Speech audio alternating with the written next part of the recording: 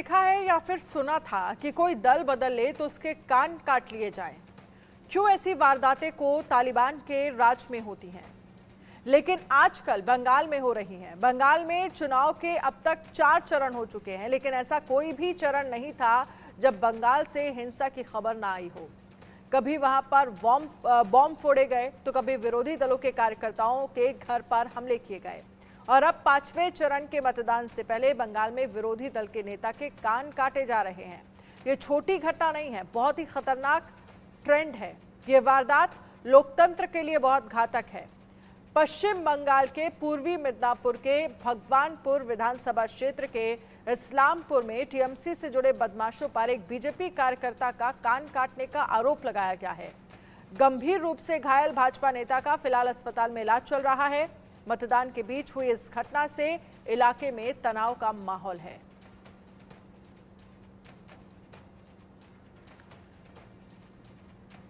तो टीएमसी छोड़ बीजेपी में शामिल हुए, बीजेपी में शामिल होने पर विरोध में हमला किया गया। सुब्रत के भाई का हाथ पैर भी तोड़ने की बात जो है वो कही गई है।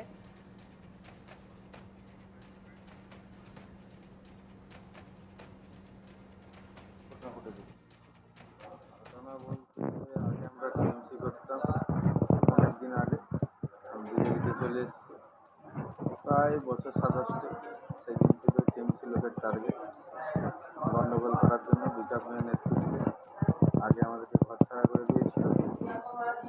এখন সুযোগ বুঝে গতকাল রাত্রে হঠাৎ করে অ্যাটাক করে আমার কান কেটেছে, আমার ভাইয়ের হাত পা ভেঙে দিয়েছে। এখন তমলুকে ভর্তি হয়েছে। শুভঙ্কর বাগ এরা দুজনই আমাদের বিজেপি সমর্থক এবং এরা দুজনই আমাদের বিজেপি যুব মোর্চার কার্যকর্তা। এরা বাজার থেকে বাড়ি ফেরার পথে এদেরকে তৃণমূলের দুষ্কৃতী আমাদের এক্স প্রধান যে বিকাশ ভূঁইয়া তার নেতৃত্বে গুন্ডা বাহিনী এদেরকে আক্রমণটা করে। শুধু তাই নয়, এর আগেও এর পরিবারকে ঘরছাড়া করেছিল। এর পরিবার মিনিমাম 15 দিন ঘরের বাইরেই ছিল, এলাকার বাইরেই ছিল। এইভাবে এরা সন্ত্রাস করছে যাতে মানুষ সুষ্ঠুভাবে গণতান্ত্রিকভাবে ভোটটা যাতে না দিতে পারে, তার জন্য এলাকায় এইভাবে সন্ত্রাসটা এরা চালিয়ে যাচ্ছে। খুব নিন্দনীয় ঘটনা। আমরা লোকাল থানার ওসিকে জানিয়েছি বিষয়টা। এখনও পর্যন্ত থানা থেকে কোনো স্টেপ নেওয়া হয়নি। তবে এদেরকে আমরা আমাদের কর্মী যারা সমর্থক ছিল সেই মুহূর্তে ছুটে গিয়ে এদেরকে উদ্ধার করে। তখনই এদের বাহিনী ছুটে পালিয়ে যায় এবং আমাদের কিছু লোকজন গিয়ে ওকে তুলে নিয়ে এসে ভগবানপুর গ্রামীণ হাসপাতালে ভর্তি করে। ওখান থেকে গতকাল রাত্রে তমলুক হসপিটালে, ডিস্ট্রিক্ট হসপিটালে রেফার করে। এই মুহূর্তে তমলুকে ভর্তি আছে। অবস্থা খুব একটা ভালো নয়, সংকটজনক, এরকম একটা পরিস্থিতির মধ্যে আছে। रैनिक दत्ता हमारे संवाददाता ज्यादा जानकारी के लिए हमारे साथ जुड़ गए हैं। रैनिक, पश्चिम बंगाल की बात करें तो जितने भी फेजेस वहां पर अभी तक हुए हैं, 4 फेज कह सकते हैं कि चुनाव हुआ है, और लगभग हर फेज में हिंसा की खबर सामने आई। और अब तो एक कदम और आगे बढ़कर जहां पर एक टीएमसी का पहले एक पार्टी का कार्यकर्ता था जिसने बीजेपी ज्वाइन कर ली, टीएमसी के नेता ने अगर बीजेपी ज्वाइन कर ली तो उसके कान काट दिए गए। इस तरह की घटना के बाद वहां पर तनाव का माहौल है। क्या स्थिति है मौजूदा समय में और क्या एक्शन की बात कही जा रही है? पुलिस प्रशासन की तरफ से अभी तक क्या एक्शन लिया गया है?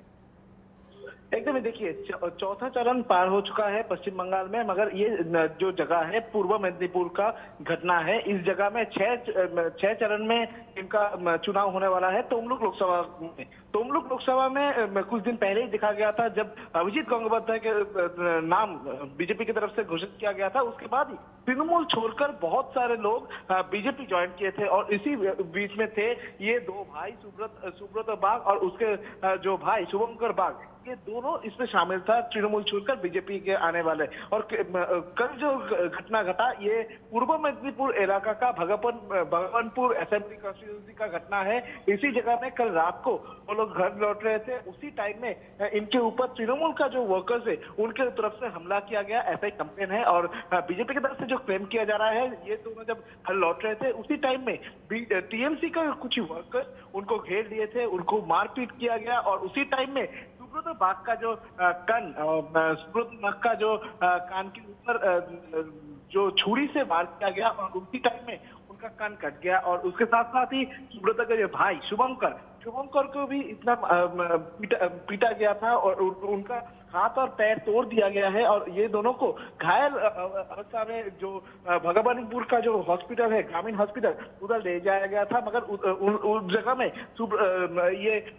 सुब्रत बाग जो बीजेपी वर्कर्स है, ये सुब्रत बाग का अवस्था का अवनति होने पे उनको तमलुक जो महकुमा हॉस्पिटल है उस जगह में ट्रांसफर कर दिया गया है। उनका भी ट्रीटमेंट जारी है और डॉक्टर्स की तरफ से ये दोनों का ट्रीटमेंट किया जा रहा है। दूसरी तरफ देखा जाए तो बीजेपी की तरफ से उधर का जो स्टेट बीजेपी प्रेसिडेंट है उनके तरफ से भगवानपुर पुलिस स्टेशन में इसका कंप्लेंट दायर किया गया है, जिसमें 2-3 नाम भी शामिल है। तृणमूल का जो वर्कर्स, तृणमूल का जो टॉप लीडर है भगवानपुर असेंबली कॉन्स्टिट्यूंसी का विकास बाग और उसके साथ साथ ही विकास के जो करीबी है उन लोगों के नाम पे कंप्लेंट दायर किया गया है और उनके खिलाफ में पुलिस का जो कार्रवाई चालू हो चुका है। मगर अभी तक इस घटना में पुलिस की तरफ से किसी को गिरफ्तार नहीं किया गया है। जिस जगह में यह घटना घटा है उस जगह में कोई आई विटनेस नहीं था और उस जगह में कोई सीसीटीवी फुटेज भी नहीं मिला है और इसी वजह से उस एरिया का जो रिलेटेड एरिया है उसी जगह का सीसीटीवी फुटेज पुलिस की तरफ से छाना जा रहा है। और पुलिस की तरफ से यह भी देखा जा रहा है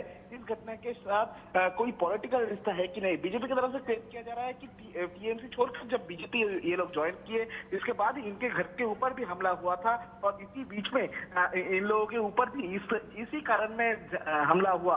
अभी देखना होगा कि तृणमूल की तरफ से जो क्लेम किया जा रहा है कि ये पूरा घटना बीजेपी का इंटर क्लैश है।